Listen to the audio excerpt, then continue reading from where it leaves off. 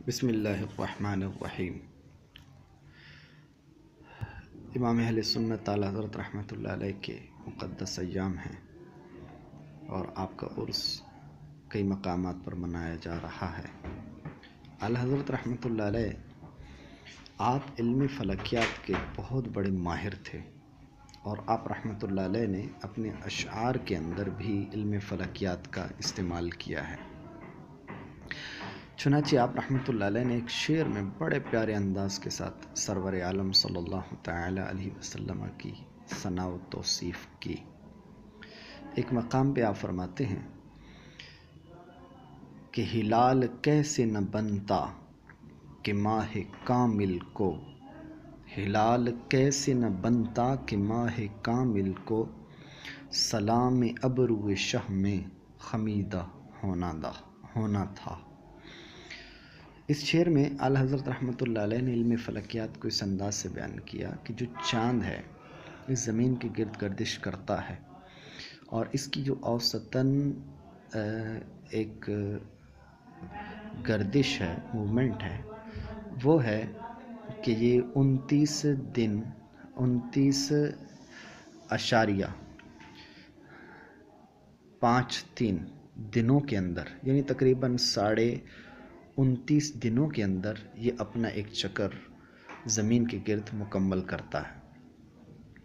پھر اس میں ایک وقت ایسا آتا ہے کہ جب زمین، سورج اور چاند ایک سیدھ میں آ جاتے ہیں، جس وقت کو اجتماع کا وقت کہا جاتا ہے، یعنی اجتماع شمس و قمر، اور اسی وقت ہی نیو مون بنتا ہے اور یہاں سے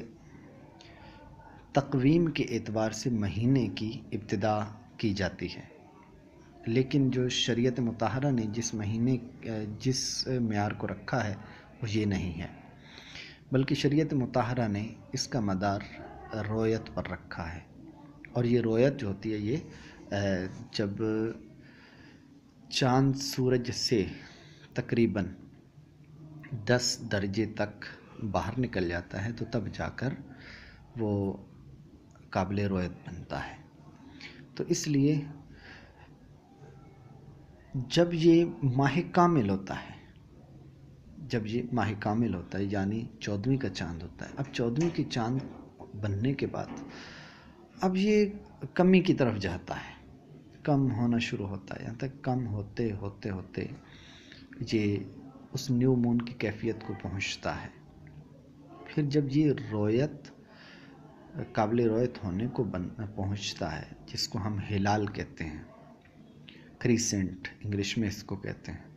جب یہ ہلال بنتا ہے تو اعلیٰ حضرت رحمۃ اللہ علیہ کا ایک تخیل دیکھیے کتنا پیارا اور تخیل ہے، اور علم بلاغت کی زبان میں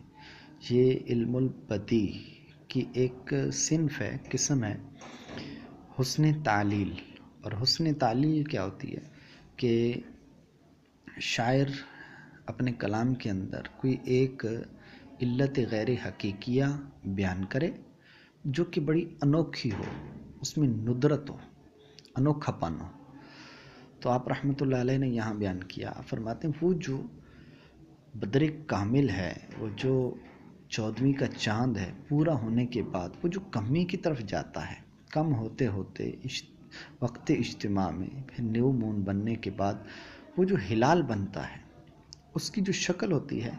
وہ شکل ایسے ہی ہوتی ہے جس طرح ہماری ابرو ہوتی ہے، ابرو کی شکل بالکل ہلال کی طرح ہوتی ہے۔ تو آپ ارشاد فرماتے ہیں کہ وہ جو ماہ کامل بننے کے بعد وہ ہلال بنا ہے، کیوں بنا، وجہ کیا بنی؟ تو آپ رحمۃ اللہ علیہ نے ایک بڑا پیارا تخیل دیا، آپ نے سرکار کی محبت میں بڑا پیارا شعر لکھا